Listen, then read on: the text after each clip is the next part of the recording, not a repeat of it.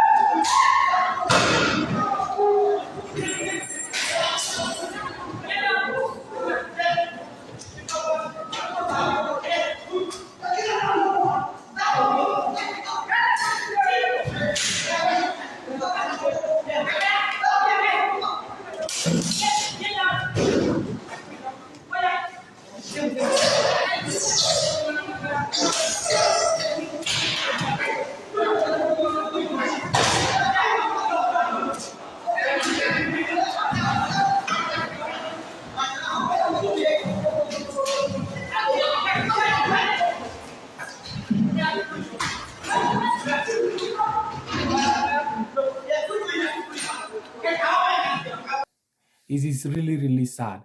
But the beginning of finding a solution to any problem is from accepting, owning up, saying, this is the problem that we have. And these are the steps. Even if you don't want to share your blueprint, you don't want to share how you want to go about solving that problem. Denying it is like saying this thing does not exist. And from time to time, whenever there is a problem in Nigeria, all the government does is deny, deny, bring out counter narratives. See, it is most sad that the people that even before now we are saying this thing is happening are the ones even denying now. Is it Rena Omokri? Or the president himself, Tinubu, that was calling for Jonathan's resignation about the killings of Christians and all that. Today, he's the one saying, oh, this thing is not happening. Is it FFK? Name them, every one of them that were part of those leading voices that were calling for even external support and help to save Nigerian Christians and save Nigerian lives, are the ones saying these things are not happening today. But time and time again, communities have been attacked, individuals have been eliminated, and this thing is not coming to an end because the government has refused to accept that it is happening. So immediately the government says this thing is happening, we have this problem. That is the beginning of the solution of the problem.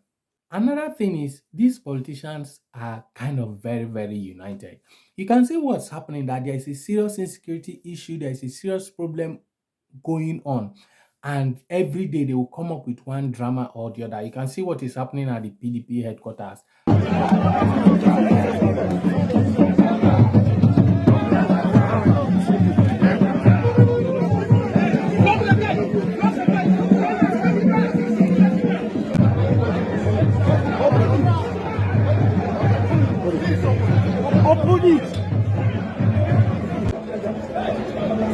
If not, we will accept.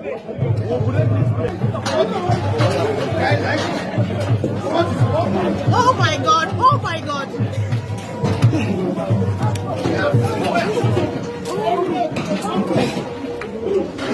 Oh my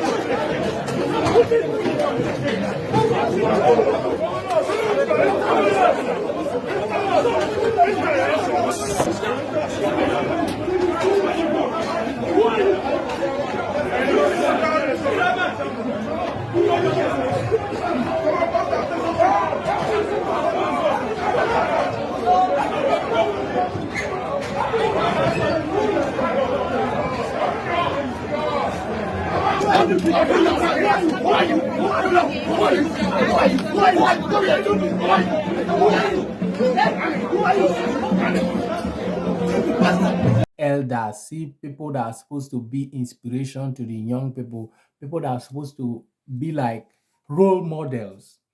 They are going to the PDP National Secretariat fighting. The security officers, police, and all that are supposed to be securing lives, saving lives, and preventing the killings of Nigerians are the ones there fighting for both parties. They are struggling over the soul of a party that is as good as dead. The PDP is gone. For now, there is nothing that they are going to do that will resurrect the PDP in 2027. PDP is not in the picture at all. So you see them coming up with this whole drama and all that. The whole political class, they seem to be united. Started with Iwike and Yerima drama, from that to unnecessary issues. Every now and then when these things are happening, they try to bring up some narratives. Okay, if a country has become so lawless that governors are fighting with former governors and serving minister, then that kind of a society, I mean physical fight. I'm not saying they are quarreling or exchanging words. I mean physical fights.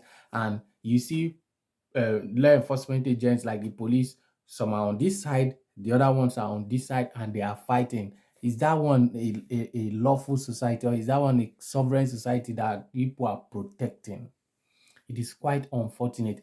And if the government does not own up that Christians are being persecuted, that Nigerians have a problem of power, Nigerians have a problem of road, Nigerians have diverse problems, if they cannot accept that these things are there, then it is going to be a very long journey. In fact, there is no hope because the whole renewed hope and all that is rubbish. If they cannot accept that there is this thing, there is this problem, then they cannot find a solution. They can never find a solution because it's like they sit in meetings and all they do in those meetings is to say, oh, how do we counter this narrative? How do we counter this narrative? How do we counter this narrative? Never will they sit in a meeting and say, we have this problem. How do we solve it? It's not possible. All they do in meetings and all that is how to counter narratives and bring up false, and sometimes it's very, very painful to even see these leaders and even church leaders. You saw what Prime Minister Adele said about Igbos and all that, even inciting tribal hatred and all that here and there, all because they want to what? Hold on to power. Power that you came and met and you will leave. Power that is transcendent. It is unfortunate. But the central message here is that for the government, whatever government, whether present or in the future, to succeed, the first thing is accepting that there is a problem. You must accept, you must own up that this is, and don't paint it, don't give it a different coloration. Accept it for what it is. Say, this is the problem, and call it the name that it deserves. Just like the world is calling that there is Christian persecution in Nigeria, the Nigerian government must recognize and say, yes, that is what it is. That's the only way that problem can be solved. Anything short of that is not going to work.